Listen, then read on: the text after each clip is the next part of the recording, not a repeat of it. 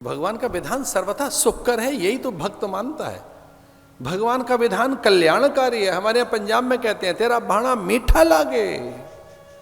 तेरा विधान तो कभी भी अहितकर नहीं है, किसी के लिए भी कल्याणकारी है। इसे वो भवतव्य बनकर और सब तरह से सहायक बनकर पांडवों की सहायता के लिए, वो किस तरह से इंद्र की सहायता करते हैं, कूर्म बनकर, वो वामन बनकर। देवगणों ने उल्हाना, दैत्यों ने उल्हाना किया कि ठीक नहीं है। राहु ने यह बात कही, केतु ने यह बात कही, इंद्र ने कहा यह छल है, और वामन ने भी, वामन रूप में भी शुक्राचार्य कहने लगे यह छल है। तो भगवान ने कहा धर्म की रक्षा के लिए कोई भी नाटक करना पड़े मैं तैयार हूं। भक्त की रक्षा के लिए नाट्य नाटककार हो।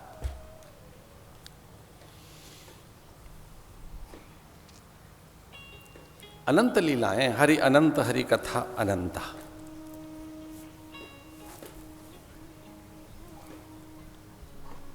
लेकिन एक ये विचार बड़ा उत्तम कोटि का विचार है कि हमने कितना दिया, कितना दे सके, कितना कम दे पाए।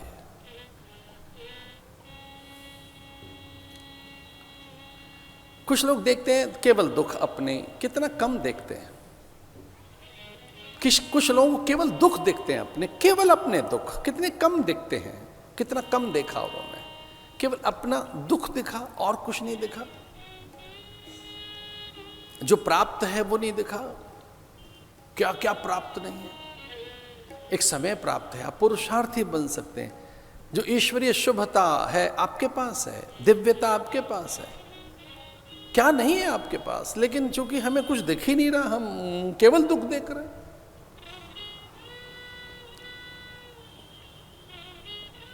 हम देख नहीं पाते अधिक। विमूढ़ा नानु पश्यन्ति पश्यन्ति ज्ञान चक्षुष। महापुरुषों की सन्निधि से कुछ और दिखता है। द्वारिका में द्वारकेश्वर, द्वारिका में द्वारिकाधीश, द्वारिका में द्वारिकानाथ। एक चिंतन। रुक्मिणी कुछ देर तक खड़ी रहीं, स्वर्ण थाल में तांबूल लिए खड़े हैं। सत्यभामा जामवंती भी चकित हैं कि भगवान किसी गहरे ध्यान में। चूंकि रुक्मिणी की निकटता, उनके आगमन की आहट द्वारिकाधीश को अनुभूत नहीं हुई। और आज तो विचित्र है उनका ध्यान, कैसी एकाग्रता, कहीं समाधि में है क्या भगवान। चूंकि आज अद्भुत श्रृंगार है हम सबका, हमारे कंकण, हमारे ये नूपुर, अद्भुत जो श्रृंगार है आज रानियों का, ये जो मृदंग, शहनाई, अद्भुत पखावज, जो इतने वाद्य यंत्र बज रहे हैं, उधर ध्यान नहीं प्रभु का। कंकण किंकिन नूपुर धुन सुन, कि कभी दूर से भी वो नूपुर की धुन सुन लें त्रेता में, कंगनों के स्वर से ये ज्ञात हो जाए कि लक्ष्मी का आगमन हो रहा है। और आज भगवान द्वारिकाधीश ध्यानस्थ हैं, क्या समाधिस्थ हैं, क्या किसी और लोक में चले गए, केवल काया यहां है, या माया के साथ कहीं विहार कर रहे हैं। ये मायापति, ये मायाधीश, ये द्वारिकाधीश, ये ब्रह्म विहारी ब्रह्म विहार पर निकल गया क्या, किसी ऋषि के मन में बैठ गए क्या, अपलक देखे जा रहे हैं, सोच क्या रहे हैं। लेकिन सब ठगी सी है, चित्र लेखे से। रुक्मिणी को लगा कि कोई गहरे ध्यान में है। रुक्मिणी को लगा मैं ढूंढना चाहूंगी है कहां प्रभु की एकाग्रता का, किस की एकाग्रता में क्या है। तो वो संकेत से कहने लगे सनकादिक का ध्यान नहीं कर रहे हैं, न नारद का, न मुनियों का, ऋषियों का। चतुरानन ब्रह्मा भी अभी इनके ध्यान में नहीं है, ना महादेव का ध्यान नहीं कर रहे। इनके ध्यान में महादेव नहीं दिखाई दे रहे हैं मुझे। चतुरानन ब्रह्मा ऋषि मुनि सनकादिक नारद। तो फिर कनखियों से ऐसे संकेत से पूछती हैं रानियां, जैसे मानो कालिंदी और सत्यभामा आदि जामवंती आदि पूछ रही है, फिर ध्यान का किसका कर रहे हैं? तो धीरे से हौले से कान में कहा रुक्मणी ने। हमें पता लग गया क्या? बोले किसी भक्त का ध्यान कर रहे हैं, किसी भक्त के ध्यान में। और अब भक्त के ध्यान में है, गहरी एकाग्रता है।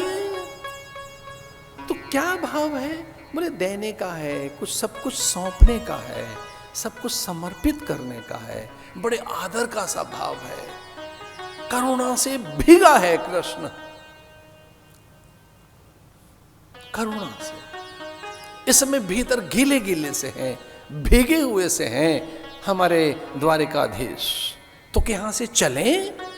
बोले अनुचित होगा यहां से जाना, अब इनकी इस अवस्था का आनंद लेते हैं। भगवान ध्यानस्थ समाधिस्थ।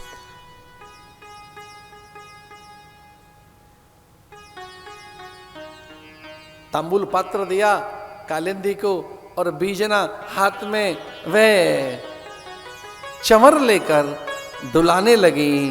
कुछ चमर और आक्रामक हो गया तो हवा तेज। यद्यपि माथे पर कोई श्वेत कण नहीं है, लेकिन फिर भी निकट आकर ध्यान भंग करने के लिए, और ठाकुर का ध्यान भंग हुआ। उठे आसन से और पदत्राण, रत्न जड़ित पदत्राण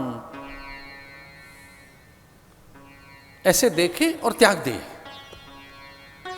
मुकुट नहीं पहना, राजदंड, राजवस्त्र, वो सुंदर सी मोतियों की माला और विविध उनके आभूषण नहीं, सामान्य